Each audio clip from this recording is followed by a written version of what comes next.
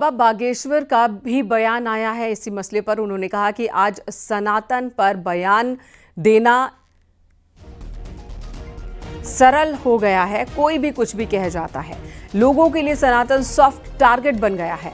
आगे उन्होंने कहा कि ये बयानबाजी रुक क्यों नहीं रही है, ये अपने आप में एक बड़ा सवाल है।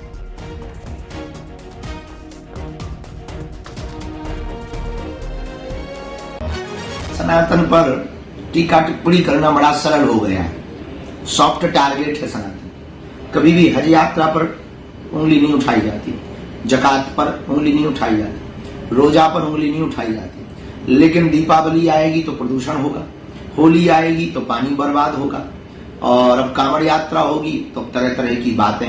हाँ, सब लोगों में सब प्रकार के लोग होते हैं, ऐसा नहीं कि सब ठीक होता है। कुछ अच्छे भले बुरे होते हैं, सभी में होते हैं। किसी जितने मजहब है उन मजहबों में भी अच्छे भले बुरे लोग हैं। उसी प्रकार सब समाजों में, सभी वर्गों में, सभी लाइनों में अच्छे भले बुरे लोग होते हैं। फिर भी इसके बाद सनातन धर्म के ऊपर उंगली उठाना, इससे ये सिद्ध होता है कि सनातन धर्म को सॉफ्ट टारगेट बनाया गया।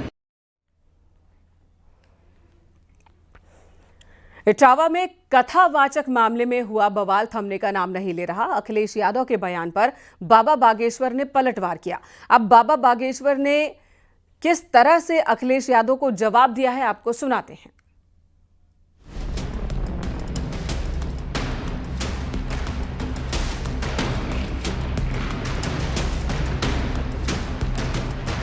इटावा में कथावाचक विवाद के बाद अखिलेश यादव ने धीरेन्द्र शास्त्री पर सवाल उठाए थे।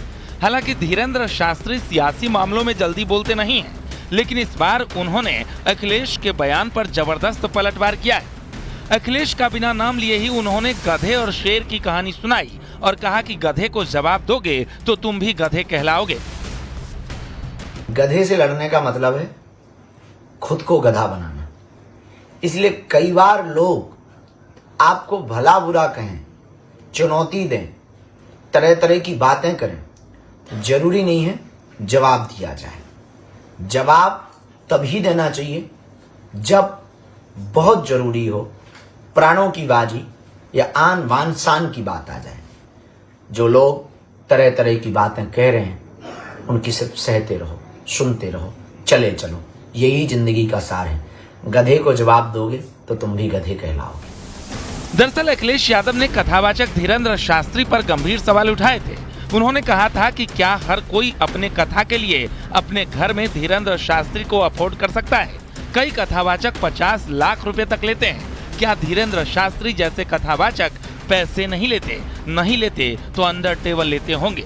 कई कथावाचक हैं जो 50 लाख रुपए लेते हैं। कोई किसी की हैसियत है कि धीरेन्द्र शास्त्री को बुला ले अपने घर कथा के लिए? कोई अंडर टेबल लेगा वो बाबा पैसे? आप पता करवा लीजिए, अंडर टेबल नहीं लेते हैं वो धीरेन्द्र शास्त्री। क्या कथा बाजने की पता कितनी कीमत होगी उनकी, फ्री थोड़े नहीं। माना जा रहा है कि अखिलेश के इसी बयान पर धीरेन्द्र शास्त्री ने गधे और शेर की कहानी सुनाकर पलटवार किया है। उन्होंने कहा कि जवाब तभी देना चाहिए जब प्राण पर आ जाए, नहीं तो सुनते रहो, आगे बढ़ते रहो। Bureau report, news 18।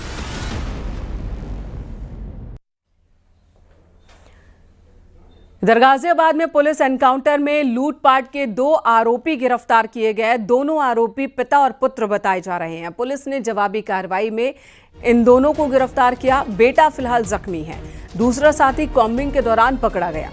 आरोपियों के कब्जे से अवैध हथियार, लूट के कुंडल और एक मोटरसाइकिल बरामद की गई है।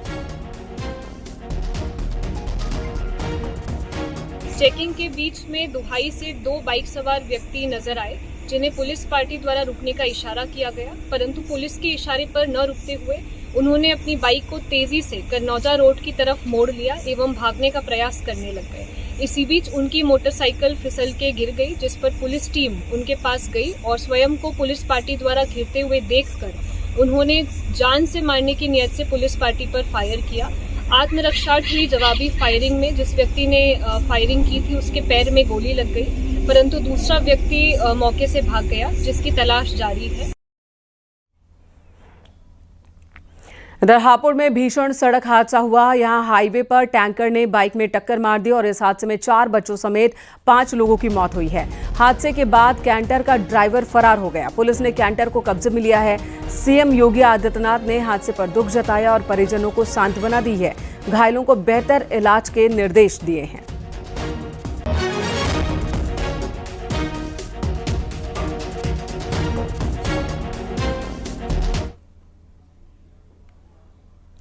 लखनऊ से खबर, जहां पर एक दामाद ने सास और ससुर की हत्या कर दी। चाकू गोदकर सास ससुर की हत्या की है। आरोपी दामाद को पुलिस ने पकड़ लिया है। मायके में रह रही थी आरोपी की पत्नी। आलमबाग थाना क्षेत्र के गढ़ी कनौरा का ये मामला है। यहाँ पर जब दोनों के बीच में बात होने लगी तो बातें आगे बढ़ गई। तो उसने अपने बैग में जो अपने साथ में छुरा लेकर के आया था, उससे अपने ससुर अनंतराम और अपनी सास आशा देवी पर चाकू से हमला कर दिया, जिससे वो दोनों घायल हो गए। और जब उनको अस्पताल भेजा गया तो वहाँ उनकी मृत्यु हो गई। इस संबंध में जो मृतक हैं उनकी बेटी पूनम से तहरीर प्राप्त करके अभियोग पंजीकृत किया जा रहा है। अभियुक्त को पब्लिक की सहायता से पकड़ लिया गया है। आगे की कार्रवाई प्रश्न होगी। हरदोई में एक बुजुर्ग पर मासूम से रेप का आरोप है। आरोपों के मुताबिक 6 साल की बच्ची को बिस्किट दिलाने के बहाने अपने साथ ले गया था और रेप की वारदात को अंजाम दिया। रिपोर्ट दर्ज कराने के बाद पुलिस ने आरोपी बुजुर्ग को गिरफ्तार किया है और इस मामले में पुलिस ने पहले तो छेड़खानी की धाराओं में रिपोर्ट दर्ज की थी, लेकिन मेडिकल में रेप की पुष्टि होने के बाद धाराएं बढ़ाई गई।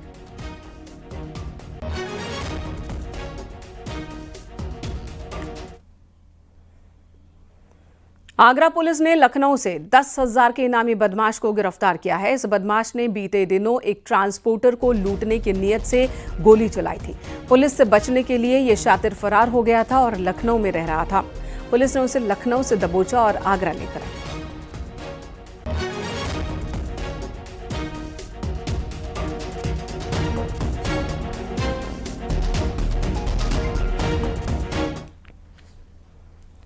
हरदोई में परिषदीय विद्यालय की इंटरलॉकिंग उखड़वाने को लेकर बीजेपी नेता के खिलाफ शिकायत दर्ज कराई गई है। इस मामले में स्कूल के हेडमास्टर को भी सस्पेंड किया गया।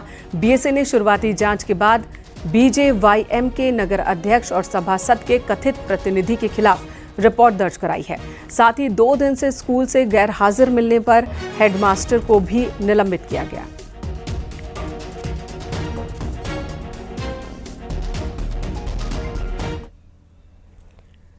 खबर लखनऊ से, जहां पर आज कैबिनेट मीटिंग होनी है। सुबह 11 बजे लोक भवन में कैबिनेट मीटिंग होगी। जेपीएनआईसी समेत कई प्रस्तावों पर मुहर लग सकती है।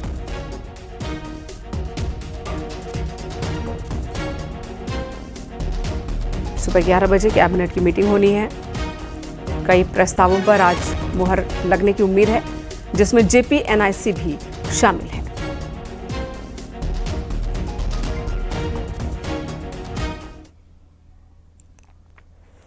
और अब बात मऊ विधानसभा सीट की, जो अब्बास अंसारी को सजा मिलने के बाद खाली हुई है। इस सीट पर पहले से ओपी राजभर दावा करते रहे हैं, लेकिन अब बाहुबली की एंट्री की चर्चा तेज हो गई है। चर्चा है कि बाहुबली बृजेश सिंह इस सीट से चुनाव लड़ सकते हैं। राजभर ने कहा कि उनसे अच्छे संबंध है, लेकिन बीजेपी का कहना है कि हाईकमान तय करेगा कि कौन चुनाव लड़ेगा।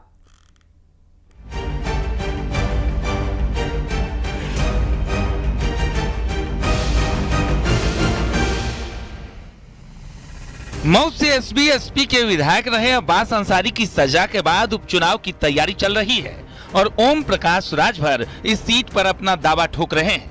मंत्री ओम प्रकाश राजभर ने दावा किया है कि मऊ सदर सीट पर छड़ी निशान का ही प्रत्याशी होगा।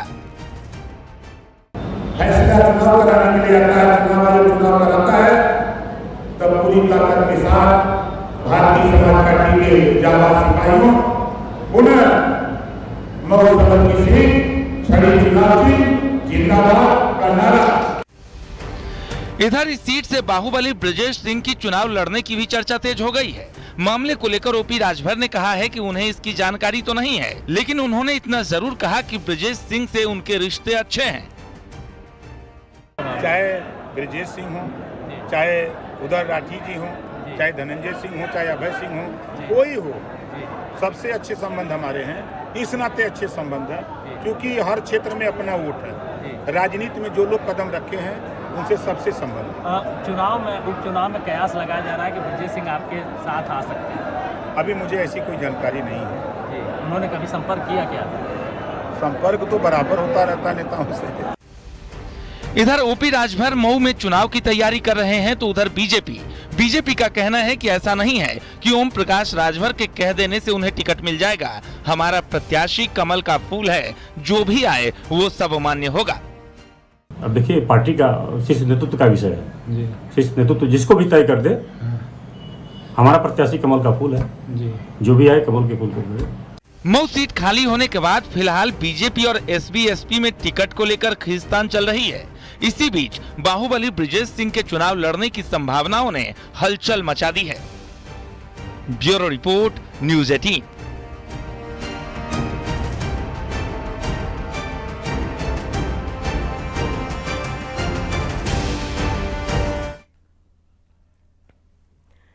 इधर अखिलेश यादव अब आजमगढ़ के निवासी होने वाले हैं।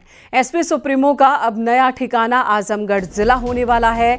अनवरगंज में अखिलेश यादव का नया ठिकाना बनकर तैयार हो चुका है।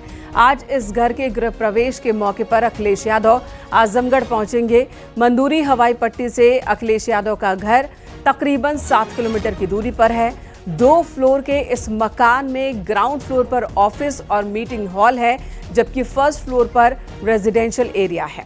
72 बिस्वा में अखिलेश यादव का ये नया मकान बनकर तैयार हुआ है। अखिलेश यादव इस कैंप आवास के लिए 2021 में 4,374 वर्ग मीटर जमीन का बैनामा उन्होंने करवाया था। तब से लेकर यहां निर्माण का कार्य चल रहा था, जो अब जाकर पूरा हुआ है।